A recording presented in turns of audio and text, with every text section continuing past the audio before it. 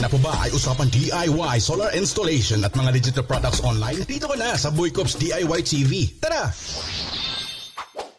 Magandang buhay kasipag. Simulan natin sa old CCTV ko. Believe it or not, 3 years na to sa akin, pero tignan mo naman, functional pa rin. Specs tayo. 2K ang resolution, dual lens, dual system, two-way voice intercom, intelligence humanoid tracking. No worry, pag umuulan, waterproof siya. At colored night vision. Sa storage naman, start 64GB hanggang 1TB. Pwede rin buy one take one, it's your choice. At dito na nga tayo sa bago.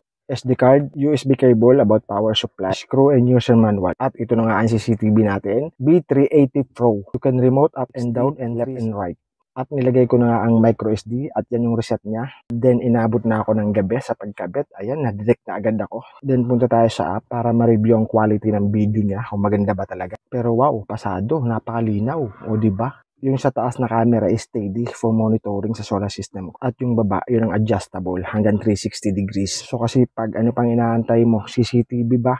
Check out mo na yan. Nasa yellow basket ko lang yan or nasa comment and link. And remember, history is proven quality. So, hanggang doon lang muna. Thank you very much.